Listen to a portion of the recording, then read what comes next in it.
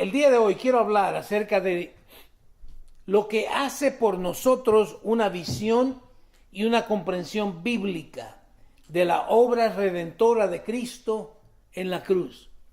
¿Qué es lo que hace esto en nuestras vidas al entender nosotros la visión, al comprender bíblicamente lo que la obra de Cristo Jesús en la cruz del Calvario, la obra redentora, hace por nosotros?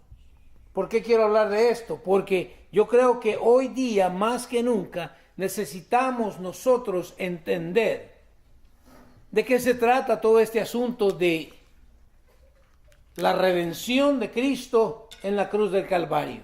¿Qué hace para nosotros? Número uno,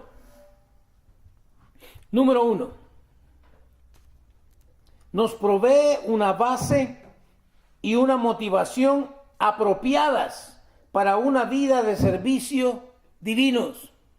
Usted me ha escuchado a mí decir, yo creo que ya varias veces, que el que no sirve, no sirve.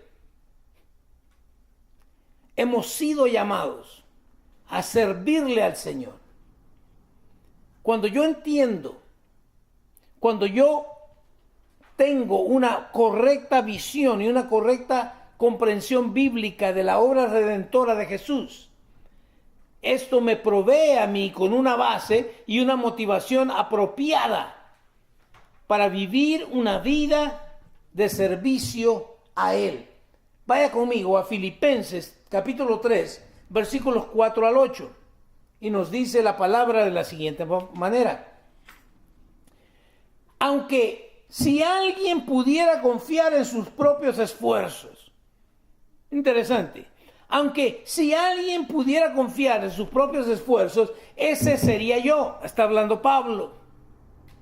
De hecho, si otros tienen razones para confiar en sus propios esfuerzos, yo los tengo aún más. Mire qué tremendo.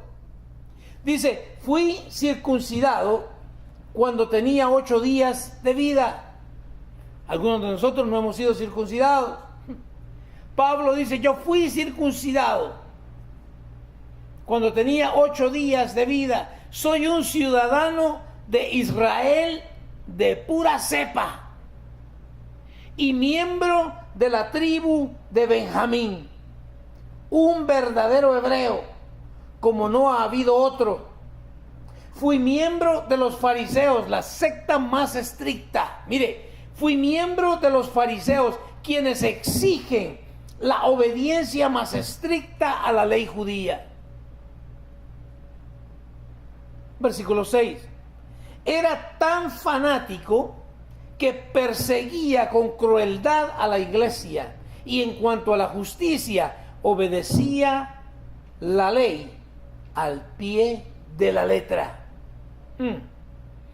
Antes creía que esas cosas eran valiosas, pero ahora considero que no tienen ningún valor debido a lo que Cristo ha hecho.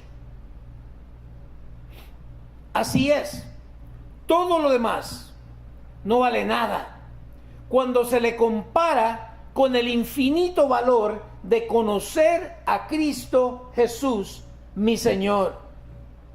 Por amor a Él, he desechado todo lo demás y lo considero basura a fin de ganar a Cristo.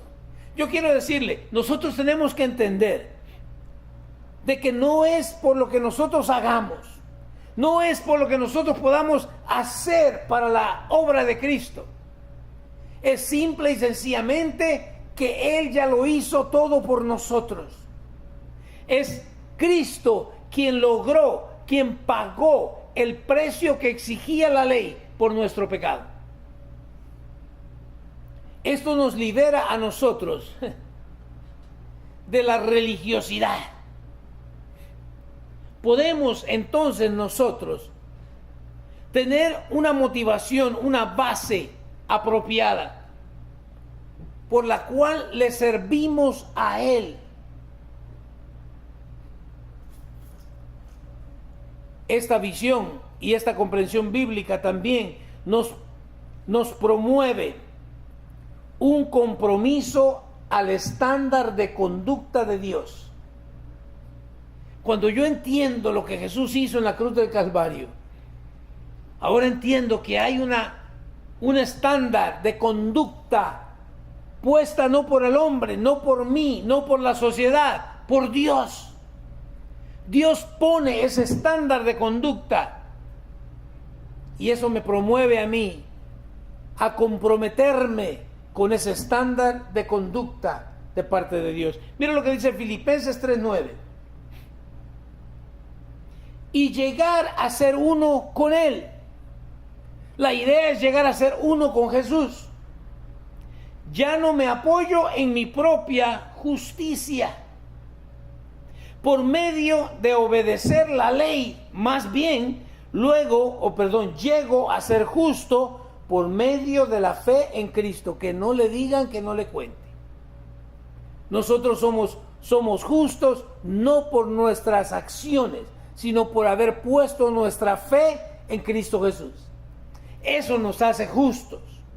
Dice, pues la forma en que Dios nos hace justos delante de Él se basa en la fe, no en las obras, en la fe. Y si nuestra fe no está fundada en el autor y consumador de ella, que es Cristo Jesús, estamos mal.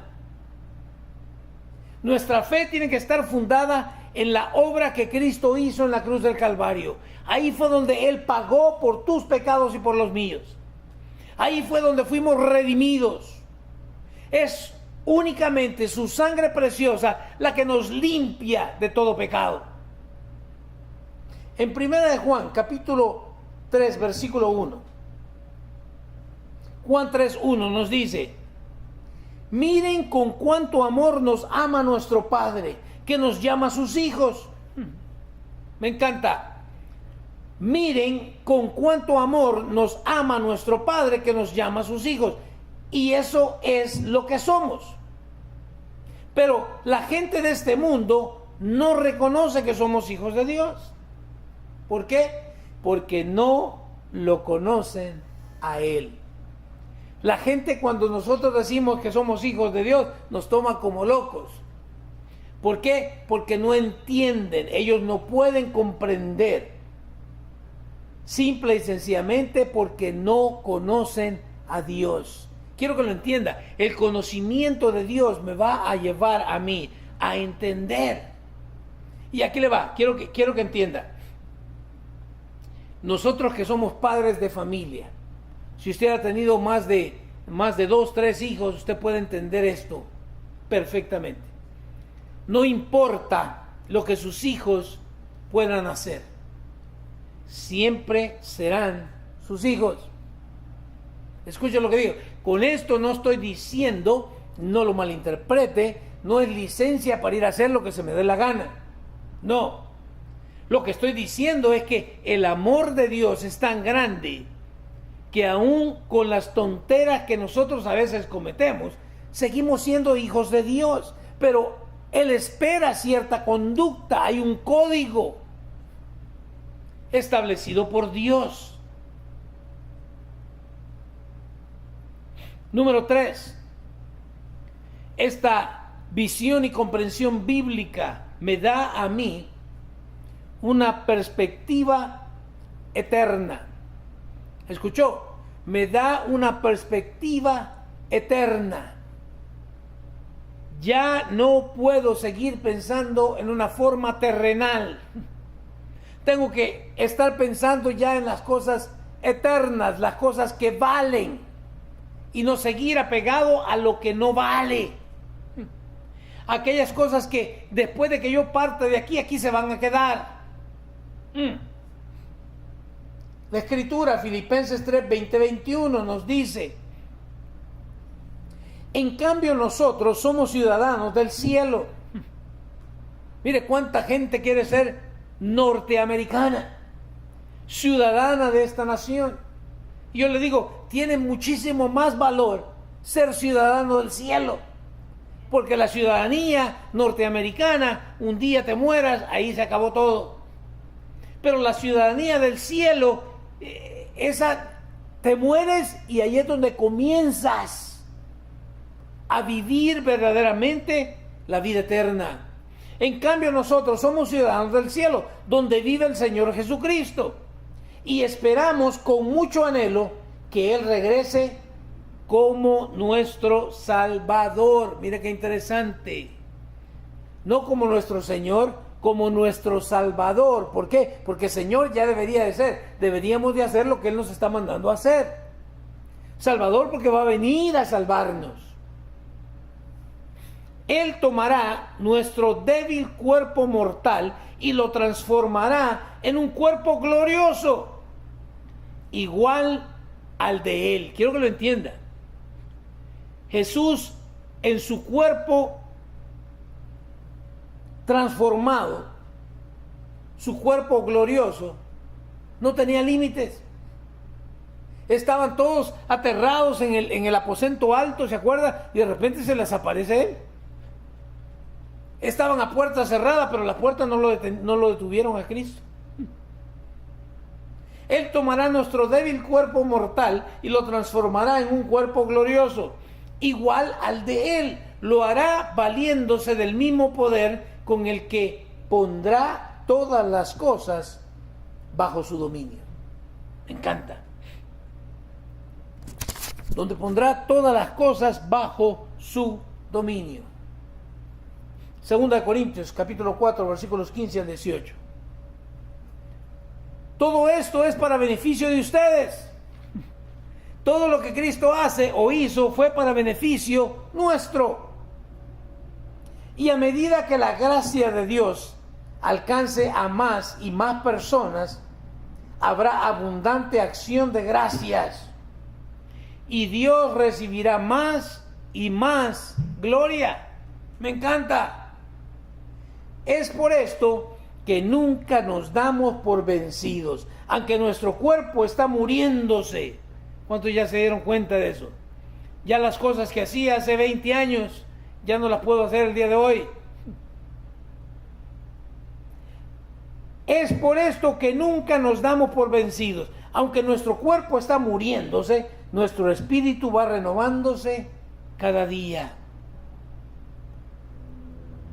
Pues nuestras dificultades actuales son pequeñas y no durarán mucho tiempo. Oiga, necesitamos escuchar esto. ¿Cuántos nos ahogamos en un vaso de agua? ¿Cuánto es una enfermedad y ya te crees, ya se te acabó el mundo? Te despidieron de un trabajo y ya todo se te vino abajo. ¿Qué dice? Nuestras dificultades actuales son pequeñas y no durarán mucho tiempo. Sin embargo, mire, por eso es que Dios las permite. Quiero que entienda. Si usted alguna vez se ha preguntado, ¿pero por qué estoy pasando lo que estoy pasando? Aquí le va. ¿Qué dice? Sin embargo, nos producen una gloria que durará para siempre y que es de mucho más peso que las dificultades. Así que no miramos las dificultades que ahora vemos, en cambio fijamos nuestra vista en cosas que no pueden verse. ¡Wow! Pues las cosas que ahora podemos ver, pronto se habrán ido. Pero las cosas que no podemos ver, ¿qué dice? Permanecerán para siempre. Hablando de, tenemos que cambiar la forma en cómo vemos las cosas.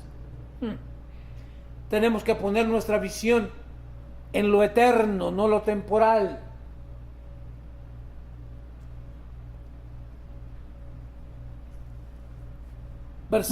Primera de Juan, capítulo 2, versículos 28 y 29, nos dice: y ahora, queridos hijos, permanezcan en comunión con Cristo, para que cuando Él regrese estén llenos de valor y no se alejen de Él avergonzados.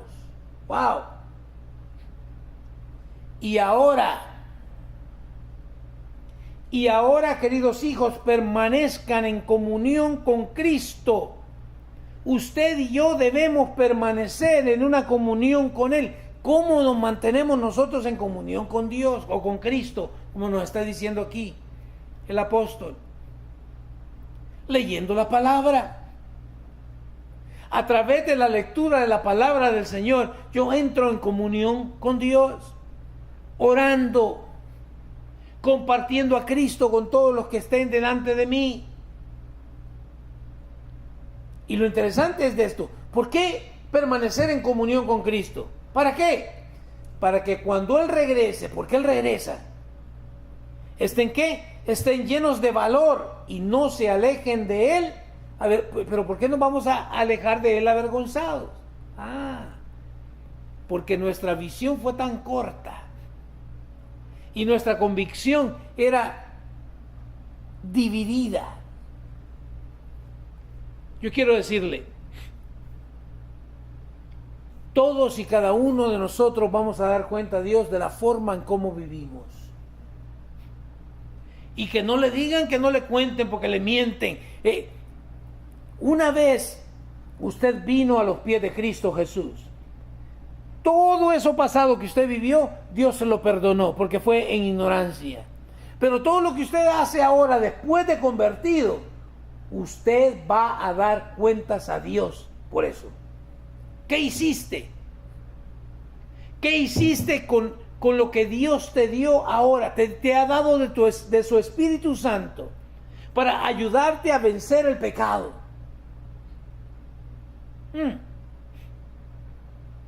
¿Se acuerda Mateo 7?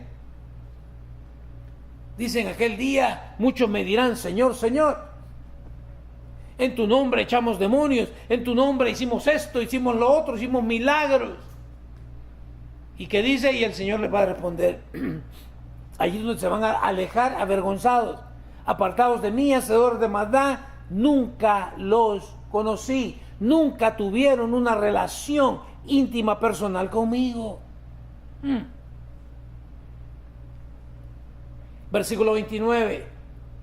Ya que sabemos que Cristo es justo, y escuche, Cristo es justo, por lo tanto no nos va a pedir cuenta de algo que de antemano no nos hizo saber. ¿Cuánto entienden lo que estoy diciendo? Si yo castigo a mi hijo por algo que nunca lo instruí, yo soy injusto.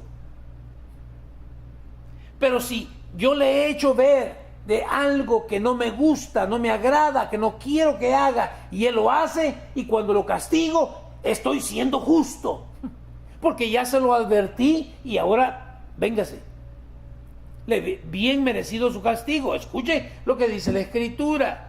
Ya que sabemos que Cristo es justo, también sabemos que todos los que hacen lo que es justo, ¿qué dice? Son hijos de Dios.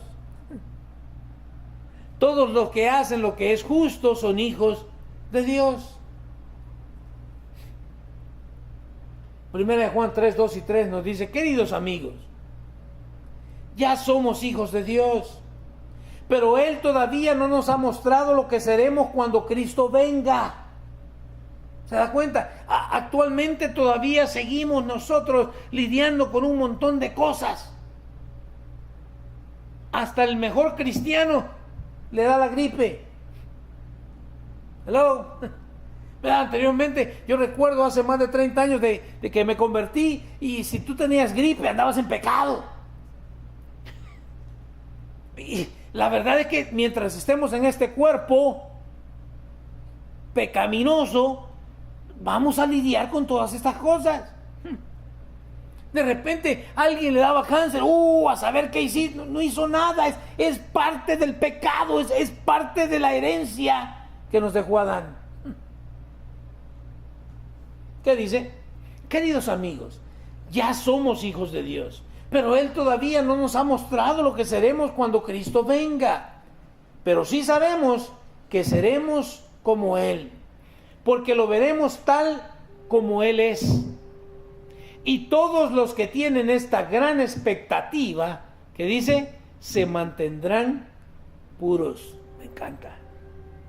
Tienes la expectativa de que un día Cristo viene y todo lo que estás ahorita pasando se va a terminar. Y vas a entrar ahora, no con el mismo cuerpo, con otro cuerpo, un cuerpo glorificado. Ya no más diabetes, ya no más alta presión. Pero lo puedes ver, lo puedes visualizar. Porque yo creo que ese es el problema. El problema es que como no lo vemos, no podemos captarlo, no podemos mirarlo, palparlo.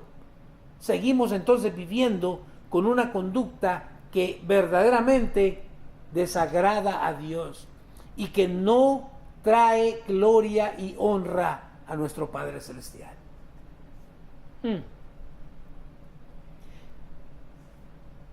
Pero sí sabemos que seremos como Él, porque lo veremos tal como Él es, y todos los que tienen esta gran expectativa se mantendrán. Mire, la tarea nuestra es de mantenernos puros delante de la presencia de Dios.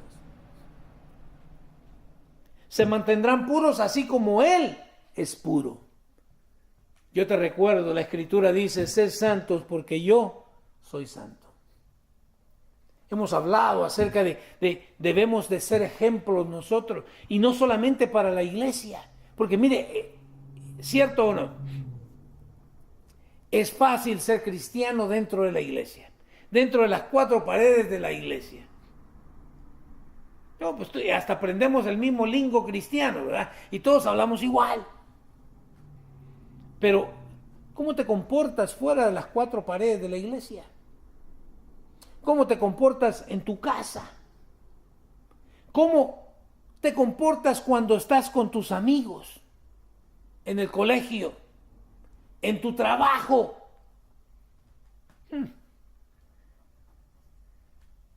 ¿Por qué pregunto esto? Porque a veces viene gente a la iglesia y dice, oye, pero qué diferente el hermano en el trabajo. No, hombre, habla, pero wow.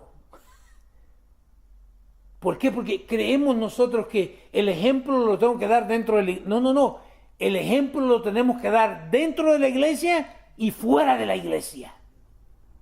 ¿Por qué? Porque la otra gente que no conoce al Señor va a venir a conocerlo a través de tu conducta.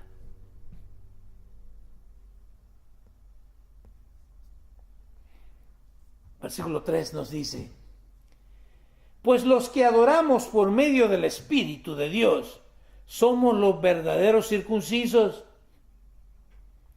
Confiamos en lo que Cristo Jesús hizo por nosotros. No depositamos ninguna confianza en esfuerzos humanos. Me encanta.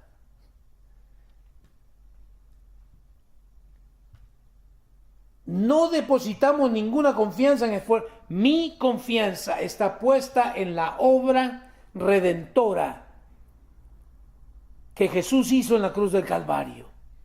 No en ninguna denominación, no en ningún hombre. En Él, en Cristo Jesús. Ahí he depositado mi confianza. Y eso me motiva a ser ejemplo, no solamente dentro de la iglesia, sino también fuera de la iglesia.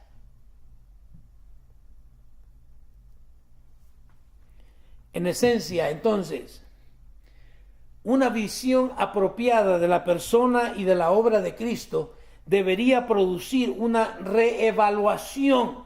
Mire, eso es lo que nacer de nuevo significa. Es que venimos a los pies de Cristo. Hemos hecho una cantidad de cosas, pero cuando vengo, escucho el mensaje, ahora ¿qué vengo a hacer? Reevalúo mi vida. Y me doy cuenta que la he venido viviendo de una forma vana, de una forma que no tiene sentido. Ahora entonces vengo a hacer una reevaluación personal. No es el vecino, tu papá, tus hermanos, no, tú. Una reevaluación personal que nos guía a una denuncia de nuestras viejas actitudes. Sí, antes hacía esto. Si antes me pellizcaban, yo daba una patada. ¿Están conmigo? Si alguien me daba un pequeño empujón, pues yo le daba un palazo. Ahora ya no puedo ser lo mismo. No puedo ser igual. ¿Cuántos están conmigo? No podemos. Cristo ahora vive en nosotros. Y si en realidad he tenido un encuentro personal con Él, me doy cuenta que ahora Él es mi Señor y Él me manda a que yo reaccione de una forma diferente. Una denuncia o a renunciar nuestras viejas actitudes, valores, lo que antes valoraba. Ahora, ¿tiene el mismo valor después de que veniste a conocer a Jesús? Espero que no. Hello. Hablábamos, ¿verdad?, antes de comenzar el servicio y cómo es duro que la gente, comprender cómo la gente puede ir a ciertos lugares y divertirse. Pero los invitamos a la iglesia y nadie quiere venir. Cómo la gente puede invertir una cantidad de dinero increíble en volver a restaurar un auto, sin darse cuenta que no solamente está invirtiendo dinero, está invirtiendo tiempo y en realidad está invirtiendo su vida. Porque ¿cuánto le costó haber ganado todo ese dinero? Pero invertir para las cosas del reino, para ellos mismos. Espérate. Wow. ¿Y qué tal de prioridades? ¿Cuáles eran nuestras prioridades antes de venir a conocer a Dios? Tienen que cambiar. No pueden ser las mismas. Hello.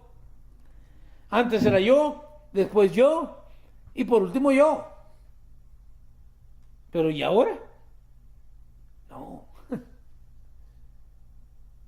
No puedo seguir teniendo las mismas actitudes, teniendo los mismos valores que antes y las mismas prioridades. El conocer a Cristo me cambia. Debería de cambiarnos. Primera de Timoteo 4, 11 al 16. Pablo hablando a Timoteo y le dice: enseña esas cosas e insiste en que todos las aprendan. Me recuerda, ¿verdad?, como aquella iglesia que falleció el pastor y entonces vino un pastor nuevo a la iglesia y todos emocionados con el nuevo pastor, y vino el primer domingo y el pastor predicó un mensaje y todo el mundo: wow, excelente mensaje, pastor, qué tremendo. Bueno, llegó el siguiente domingo y el pastor predicó el mismo mensaje y la gente se quedó, que no fue el mismo mensaje del domingo pasado. Pero dijeron, bueno, tal vez por la edad del hermano, tal vez se le olvidó que ese era el mensaje que había predicado la semana pasada. Pero llegó el tercer domingo y el pastor predicó otra vez el mismo mensaje. Entonces ya la gente dijo, no, aquí la cosa va media rara, ¿no? ¿Qué es lo que está pasando con este pastor? Y decidieron entonces venir y hablar con el pastor.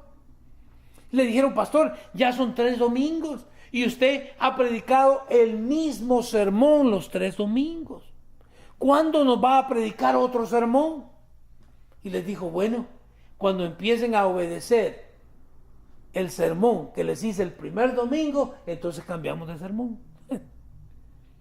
Y me pregunto, ¿estamos obedeciendo las pequeñas cosas? Enseña esas cosas e insiste en que todos las aprendan. No permitas que nadie te subestime por ser joven. Me encanta. Te acabas de convertir y ya quieres andar ahí hablando, no sabes nada. ¿O sí?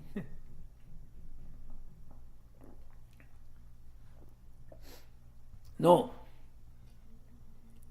La autoridad espiritual te la da Dios de acuerdo a la relación que tú tengas con Él. No es cuestión de edades. Muchos subestiman a los jóvenes, pero yo quiero decirle, hay muchos jóvenes, mucho más maduros que muchos ancianos. Porque no es cuestión de edad. Es cuestión de la relación que desarrollemos con Jesús. Dice, no permitas que nadie te subestime por ser joven. Aquí le va, que dice, sé un ejemplo para todos los creyentes. Wow. De eso se trata. Sí, no vengamos con la idea nosotros de, el pastor es el que tiene que ser ejemplo. El líder de alabanza es el que tiene que ser el ejemplo. Los diáconos, las diaconisas son las que tienen que ser el ejemplo. No, todos como creyentes tenemos que ser ejemplos para los demás creyentes. Sé un ejemplo para todos los creyentes. En lo que, ¿qué dice? En lo que dice, ¿qué decimos? ¿Qué estamos hablando? En la forma en que vives, me encanta. En la forma en que ¿cómo vivimos? ¿Cierto o no? La gente podrá vernos que llevamos una Biblia debajo del brazo y que vamos a la iglesia los domingos. Pero ¿cómo vivimos en casa? ¿Qué dice? En tu amor, tu fe y tu pureza. ¿Y hasta cuándo tengo que vivir así? Hasta que yo llegue. Hasta que Cristo regrese. ¿Qué dice? Dedícate a leer las Escrituras a la iglesia. ¡Wow! Dedícate a leer las Escrituras a la iglesia. ¿Y a qué? Y a animar y a enseñarles a los creyentes. Pero esta es la cuestión. ¿Solamente hay que hacerlo aquí en la iglesia? No. Hay que hacerlo también fuera de la iglesia. Y aquí le voy a dar unos cuantos versículos para que vea que no le estoy mintiendo. Primera de Timoteo 4, 11 al 16 nos dice, no descuides el don espiritual que recibiste mediante la profecía que se pronunció acerca de ti cuando los ancianos de la iglesia te impusieron las manos. Presta suma atención a estos asuntos. Entrégate de lleno a tus tareas para que todos vean cuánto has progresado. Me encanta. ¿Cuánto hemos progresado desde el tiempo en que nos convertimos a cristianos? ¿Sigue siendo el mismo? Hay un problema.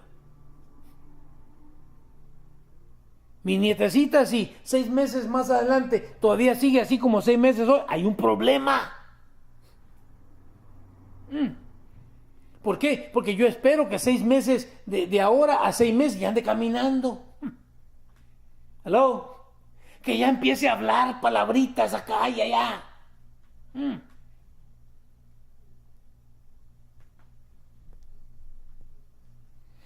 Versículo 16 nos dice, ten mucho cuidado de cómo vives y de lo que enseñas. Mantente firme en lo que es correcto por el bien de tu propia salvación. Mira qué tremendo. Yo creí que ya éramos salvos. ¿Por qué está hablando de que por el bien de tu propia salvación? ¿Y de qué? Y la de quienes te oyen. Wow. Es que debo ser ejemplo en cómo vivo, en cómo hablo, porque todo esto va a afectar un día mi salvación. No vaya a ser que después de haber ganado a muchos, yo mismo venga a ser, ¿qué dijo Pablo? Eliminado.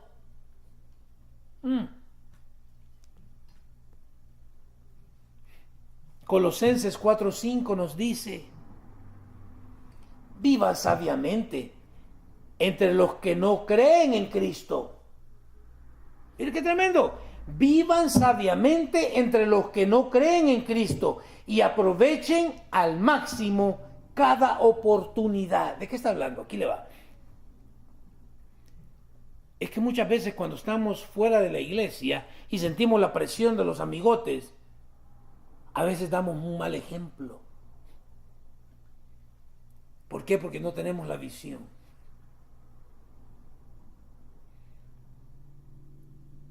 Debemos de vivir sabiamente entre los que no creen, entre la gente inconversa debemos también de dar un buen ejemplo para que esto sea como un imán que los atraiga a Cristo. Aprovechar al máximo cada oportunidad que tenemos de decir, oh no, gracias, yo no tomo. Oh, ¿por qué no tomas? Ah, déjame te digo, porque soy un discípulo de Cristo Jesús. Primera de Pedro 3:15 y 17 nos dice lo siguiente. En cambio, adoren a Cristo como que, como el Señor de su vida. Me encanta. Hay que adorarle como el Señor.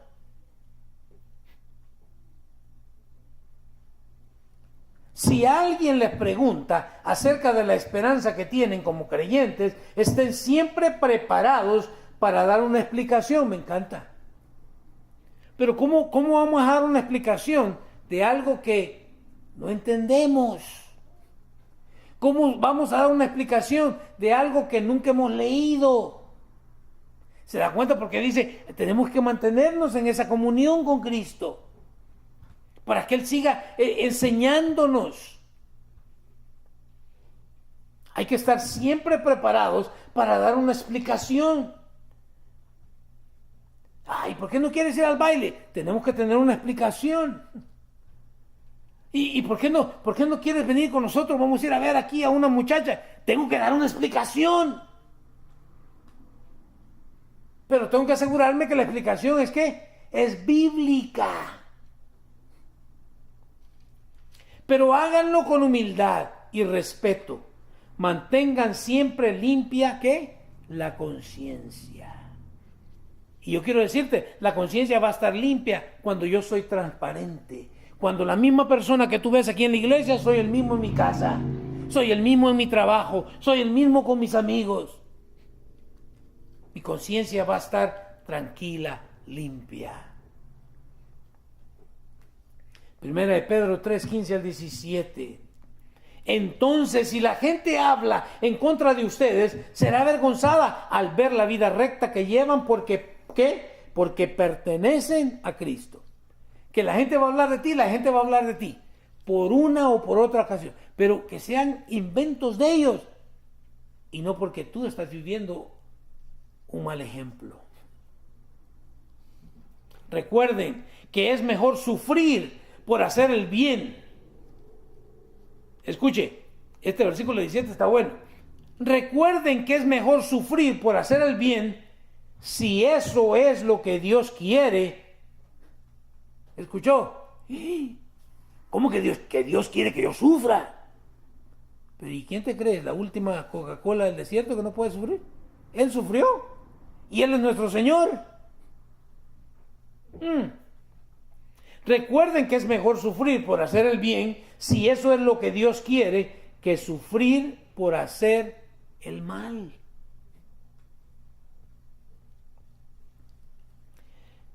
Sin embargo, el segundo 1 Pedro 4:15-18, sin embargo, si sufren, que no sea por matar. Wow.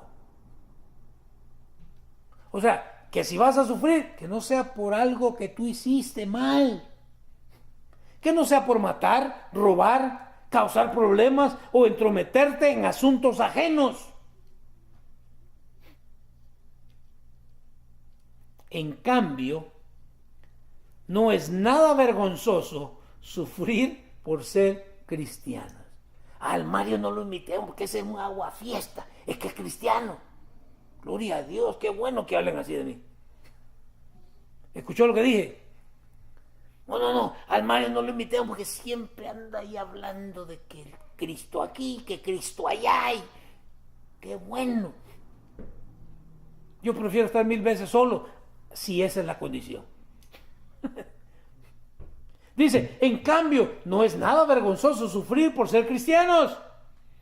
Alaben a Dios por el privilegio de que los llamen por el nombre. Me encanta. Es un privilegio que alguien te reconozca que eres cristiano. Es un privilegio. Versículo 17. Pues ha llegado el tiempo del juicio. ¡Wow! Pues ha llegado el tiempo del juicio y debe comenzar por la casa de Dios. Mire qué tremendo. Es que el juicio va a comenzar aquí en casa. El juicio de Dios comienza con nosotros, comienza con la iglesia.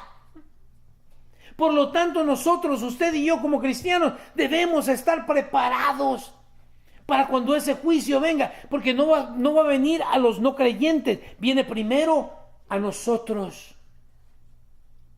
Pues ha llegado el tiempo del juicio y debe comenzar por la casa de Dios. Y si el juicio comienza con nosotros, escucha esto, qué terrible destino les espera a los que nunca obedecieron la buena noticia de Dios. ¡Qué tremendo! Porque allí en ese juicio ya la cosa es, entra en el gozo de tu Señor. O apártate de mí, hacedor de maldad, nunca te conocí. Ya no va a haber más oportunidad. ¿Qué dice? Mire, el 18. A ver si la diaconisa quiere que aprendamos. Mire esto, ¿qué dice este? Además, si los justos a duras penas se salvan. ¡Wow! ¿Escuchó ese? Si los justos a duras penas se salvan, ¿qué será de los pecadores que viven sin Dios? Dios desea que usted y yo seamos ejemplo. Que la gente que no conoce a Cristo puedan ser de una forma u otra motivados a desear conocer a Jesús a través de nuestra conducta, de la forma en cómo hablamos, cómo nos conducimos. Los hermanos que en la iglesia también deben ser animados a querer desear conocer más de Dios, a no apartarse, a no dejar de congregarse. ¿Por qué? Por nuestra conducta. Dios quiere que seamos ejemplos dentro de la iglesia y fuera de la iglesia. Ahí donde está, cierra tus ojos, inclina tu rostro, vamos a orar.